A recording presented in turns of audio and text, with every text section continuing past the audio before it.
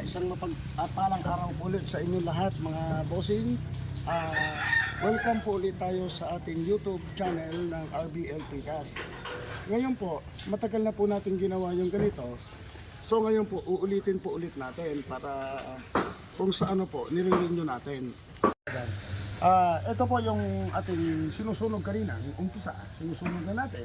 Hanggang ngayon po, pinalikan natin. Nilalagyan pa rin po nila ng gatong, yung pinuli. Lagyan mo ulit sa ibabaw. Yan. Magdadalawang oras na yan. Magdadalawang oras na, no?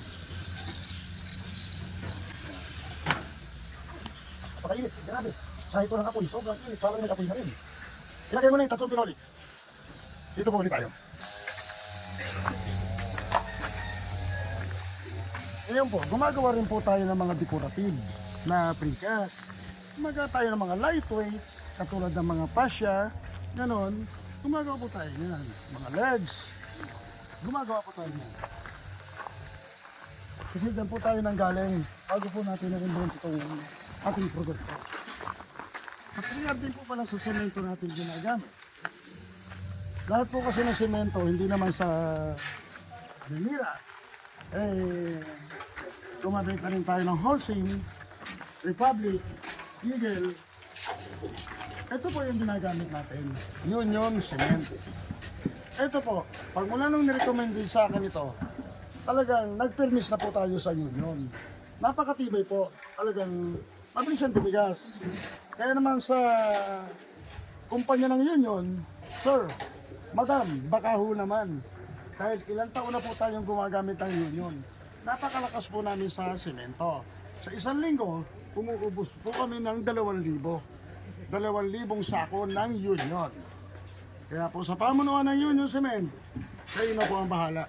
Mano, walang mixer. Walang. Anong hindi mawawala ng damit? Pag nagsuot ka ngayon, isang oras lang, pawisan na naman. Kaya magiging malakas sila sa sabon. Sakit din yan. Sige. Ayan po. Babambahin na po namin ang tubig.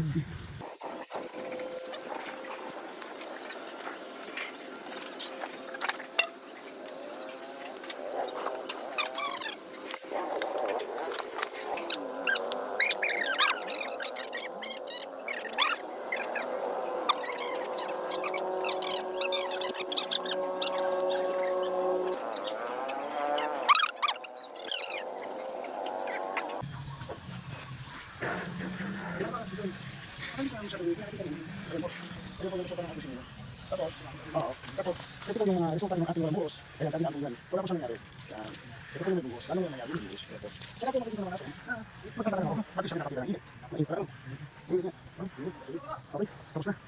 Okay, kaya lang itong walls na to. Ito po di sa is. Ang ginamit ko lang dito, na pambuhos, puro buhangin. Puro buhangin lang to. Tapos ito, matagal na natin minamaso. Kaya ngayon, ipamamaso ulit natin para malaman natin kung matatag pa siya. Sige, masuhin nyo, Randy. Sige.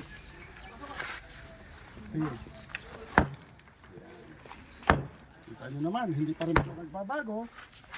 Dapat ito, nagkakarak na to. Tapos, malalagas na to. Tingnan naman. Ito po, mababaw lang pagkabaon nito. Bali ang precast natin, 40 ang height. Kalahati lang ang binaon ko. Tapos ang bakal ho nito, puro patayo lang. Hindi na ako naglagay ng horizontal. Suko ka na? Sige, si Eddie naman, malaki lang. Dito ka pong alam naman. Ayan na. Ayan po. Tingnan mo naman po. Matagal na po yung wall na yan. So hindi ko na mabilang kung ilang beses ko nang pinapamasok. Ayun, masusunod natin. Tama na. Si Ponso naman. Hindi, busi bula kasi Edwin. Hindi madali-dali. Ano ko na kasing tanggalin. Dahil nakakasagaba lang dito. Ano, maso ang sira? Maso ang nasira? Oo. Ako na po yung kain. Sige, ubusin mo lakas mo, baso. Ito pong maso natin. Mabigat po ito. Nasa mga 7 kilo. Ito po talaga yung pandudurog ng pader. Ahmad, subukan mo. Ito, bakal pa yung ating pinakang handle. Kaya, subukan mo ulit.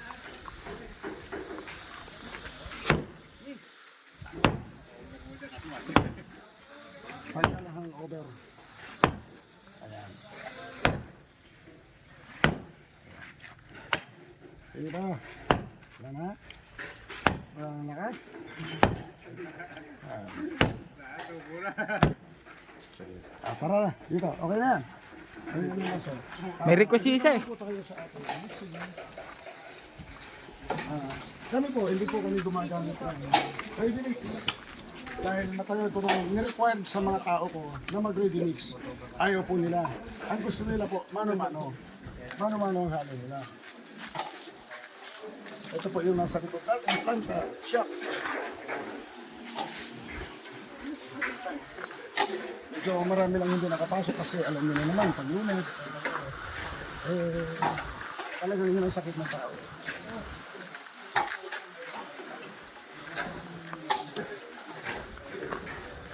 Ito po yung dipong bar natin na ginagamit natin pagdawa.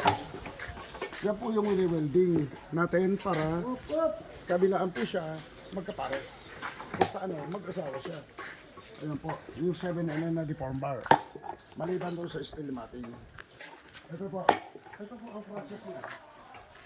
Step number 1. Itinatanggal muna ang ating mga precast panel. Mga basyada kung tawagin namin. Tapos ito po, inililinis po ito mabuti. Sa isa po ito, inililinis po yan. Bago nila applyan ng wax, katulad po ng ginagawa niya, ito, nag-assemble na po siya. Pero yan po, i-iskwala pa lahat yan. Tutubuhin yan. Tatansian yan. Pero po itong nasa kabila na to, nakabaraya na po ito, nakapix na to. Ngayon, pagdating dito, ito lang po yung tatansian nila. Iisa po sukat niyan. Tara, dito tayo.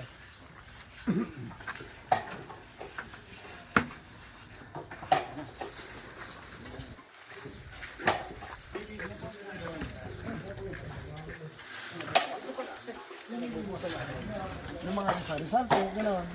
Sige nga to, magtanggal ko ng isa. Oh, ayan po. Hinuhugot lang po yan.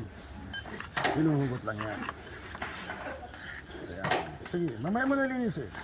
Tanggalin mo muna ulit yung isa. Oh, ayan. Ayan po. Yung ano natin. Ito po, buhos pa nung Sabado ito. Pero pwede pong araw-araw. Halimbawa, yung gagawin nila ngayon. Kinabukasan mo yan, tatanggalin na naman yan. Tulad po yan. Winawalis nila. Winawalis nila yung mga alikabok kasi hindi mawala yung mga risal-risalte.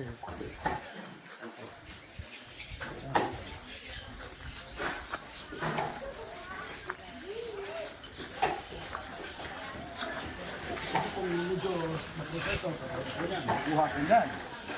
Dadalhin po yan sa assembly area namin. Yan. Pero welding na nila yan. Ito po ang ating pattern, jig kung tawagin, 00. Yan. Pero welding na po nila yan. Ito po yung mga step natin. Pero welding nila yan. Maubos sila ngayong gabi yan. Ano yung hapon. Tapos ito po yung mga pan-delivers natin. Ubus na. Kahit linggo po, nag-deliver kami. Walang linggo sa amin. Ito po yung kauna-unahan nating shop. Yung kauna-unahan nating shop. Ito, ipapakita ko rin sa inyo kung paano binubuhusan. Mamaya. Kasi sila, prepare pa lang. Mamaya, magbubuhusan sila. So, kasi ito lang. Hugotin mo. Bibigyan natin.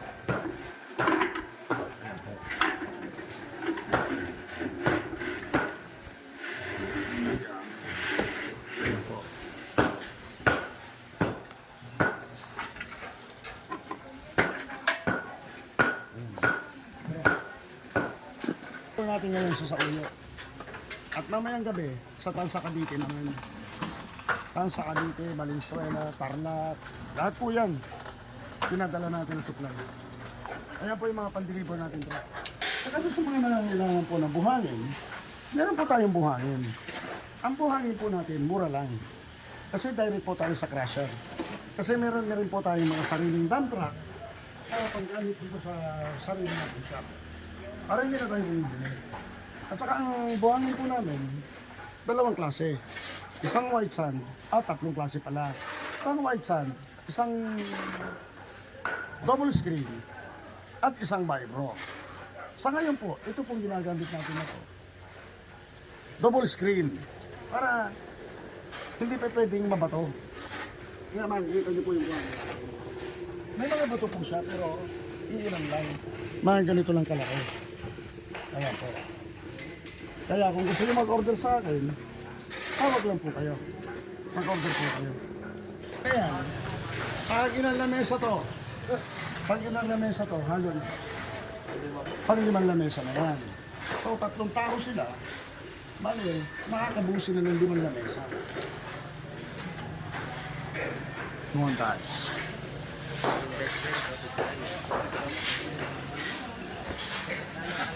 Sasakto po. Bali po ang hinahalo natin dito, 2 kartilyang buhangin at 1 semento. So matapang na po yun.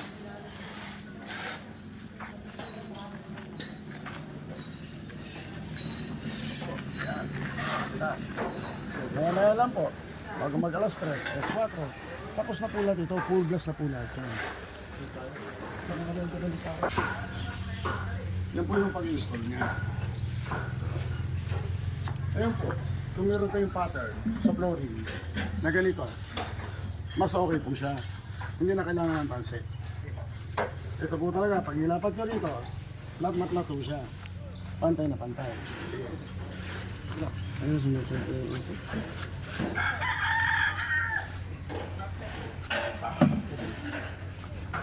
Malukot na. Yan. Sige. Ganun pinasunog mo dati. Malukot na.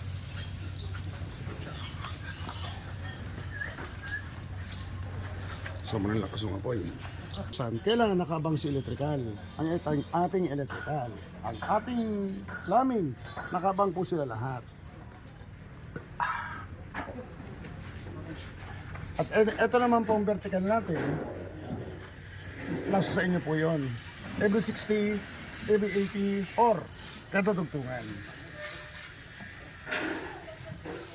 Pero ang horizontal natin, nasa inyo rin po yan. Pwede every layer. O tuwing ikalawang patong. Ganun po yan. Sige.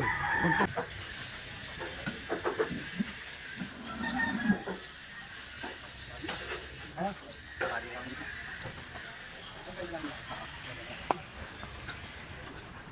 Ito mo mga points. Ito na.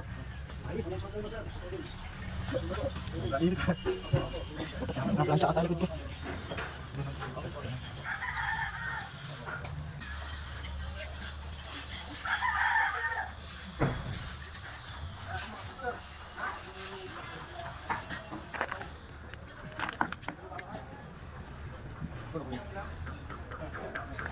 Ngayon, tabi kayo ng partition. Papunta rito. At naman po, bago natin idugtong ito, magkakaroon tayo ng cut. Ng cut sa pukas. Nasaan na ba yung level bar? Oh, yan, kabila. Diretso mo sa taas. Yan. Yan. Lagyan mo na guhit para makita sa video. Kita tayo guhit. Yung malaki nga eh. Malaki na ba yan? Ayan po yung guhit. Yan po yung kakatingin natin. Wala pa ba? Hanggang taas. Tapos saan natin tutumbok to? Sige. Ayan. Ano po?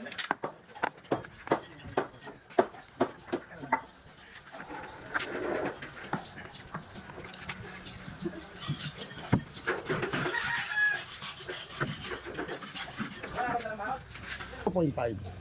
Pag ganoon. Sa kabila, 4.5 din po yan. Para po, pag tumbok natin ng ganon, maka-interlocking na siya. Ayan. Ganun lang po yan.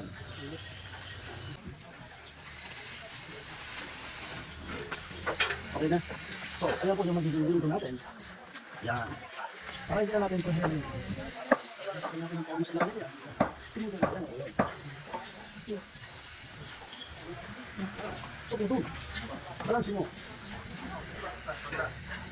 Yan. Okay na. Buhusan nyo na ng tubig yun. Gamitin mo yung hose. Ito siguro po mga isang oras lang namin ini-minak up. Isang oras lang yan. Ano yan? 32 pieces. Ayan. 32 pieces. Maraming salamat po sa inyo lahat na makakapanood nito. Thank you po. Tapos na po ang ano namin. Please subscribe. Subscribe.